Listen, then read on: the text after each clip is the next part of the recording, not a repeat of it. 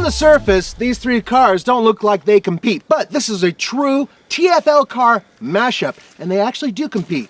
That's right, we have affordable luxury today. What does it take to get into a luxury car? We have three cars that, believe it or not, all cost about $40,000. Coming up on the Fast Lane Car.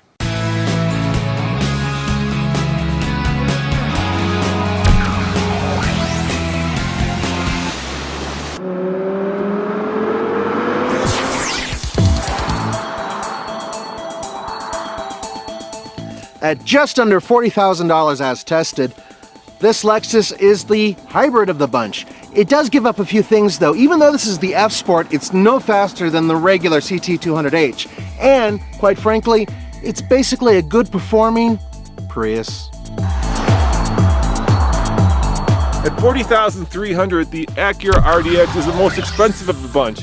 This is a crossover, so that means you're getting space, you're getting utility, but you are giving up some MPGs, you're also giving up style, and you're giving up handling.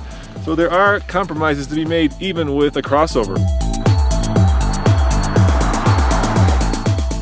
At around $38,000, this Volvo S60 T5 all-wheel drive kicks serious tushy. I'll tell you why, because it has the handling, it has the looks, and it is basically the sports car of the group. But you're losing MPG and you're losing utility. So what you're looking at here is basically a Prius engine setup. It is 134 horsepower. It's in a 1.8 liter full-blown hybrid system, which means it's hooked up to a CVT, which means it's most likely going to be the slowest here, but this is also the lightest here, so I might actually have a little tiny bit of an advantage.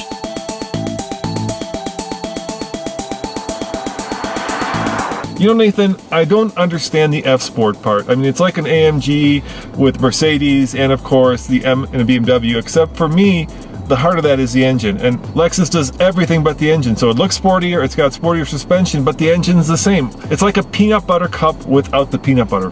See, I think it's a peanut butter cup without the chocolate.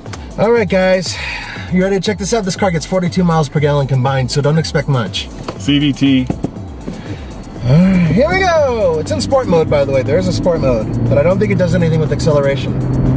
Yep. Yeah. Okay. Hey, wait, just to let you guys know, and I'm still going, it does handle really good. Good steering, nice and heavy.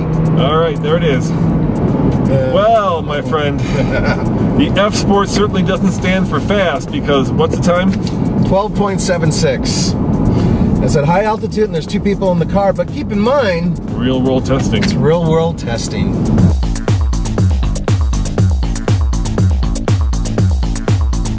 The interior of the Acura RDX is a nice place to be. In fact, they've upped it substantially from the last model. Everything I touch is soft. There's plenty of refinement. In fact, it's very stylish, except for this center section, and this is a big but. There are way too many buttons and the technology is way too wonky. In fact, while a lot of other manufacturers are going to a touchscreen, the Acura RDX still uses buttons, and countless ones at that. Welcome to the interior of the Lexus CT200H, and it's a nice interior. Presentation-wise, wow, not bad looking at all.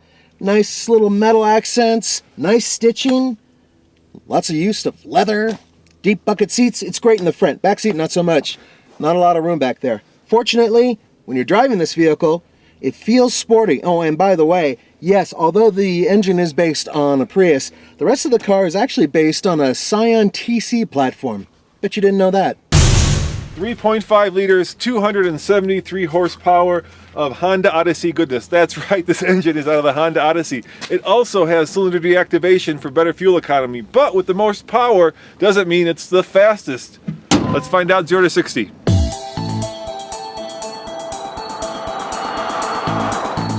You know, Nathan, I have a sport mode which I'm in, and unlike the Lexus, which gets 42 MPG combined, I get 22. Yeah, well, you're a lot heavier and you have all-wheel drive, and you're not a hybrid. All right, but I bet you it'll be faster, 0 to 60. Oh, I'm sure of it. Let's do it. Let's find out. Here we go. Oh, yeah. She got a kicks. Yeah.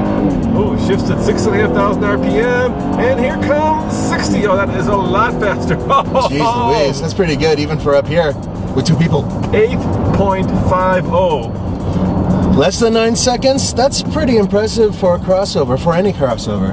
Yeah, you know what? This car is a lot sportier than it lets on. Yeah, but it won't touch the Volvo, I guarantee it. Let's find out.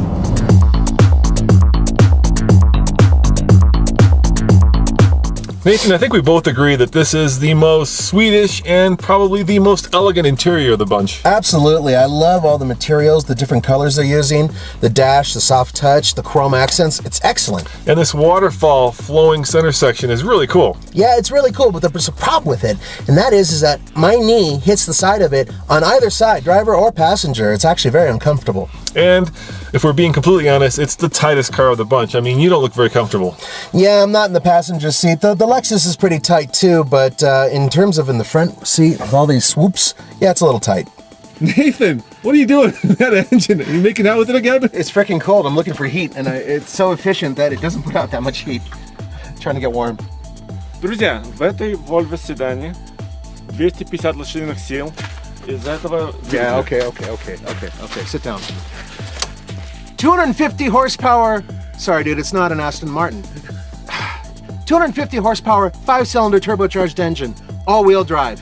Yeah, this should be really interesting. Let's find out.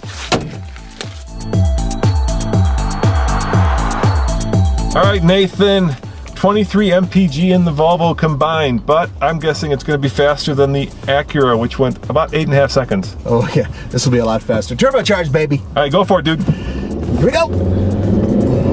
Oh, here comes the turbo. You can really feel it at high altitude. That forced induction really helps. And here comes 60. Oh yes, indeed. Faster, but not as much as I would have thought.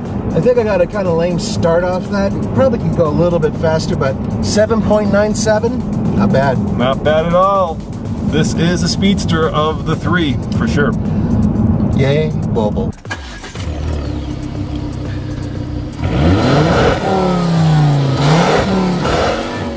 Now you'd expect the Lexus, the hybrid, not to show the exhaust pipe, because after all, this is trying to be very fuel efficient and it wants the world to know that. But when you come over here to the Volvo, you get not one, but you get two tailpipes. Because this car says, I've got big what, Nathan? Cojones! That's right. But when you come over here to the RDX, once again, check it out, no tailpipe. So this car is saying, I'm not a hybrid, but yet I am very fuel efficient, so don't feel guilty about driving me. You know, Nathan, for $40,000, you think you wouldn't have to make any compromises. You still have to make compromises, folks. These are all entry-level luxury cars, but you just don't get exactly everything you need. On the TFL scale of buy it, lease it, rent it, or forget it, I think we agree. We give all of them a buy it. Absolutely. They're great cars individually. They're very different, but they're good cars. But the harder question, Nathan, is which one would you buy? Oh, I'd buy the Volvo. It's sexy, it's fast, it's muscular, and it's comfortable.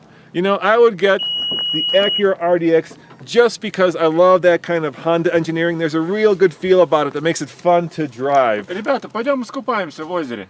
Dude, I think he said let's go swimming. Close that. Adios.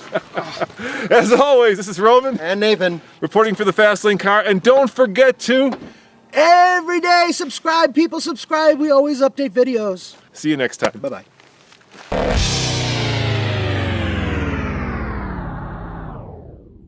All right, guys, now we know Nathan will fit in the two hatchbacks, but does he fit in this tighter Volvo S60? I do. Now, can you close it? It's freaking cold.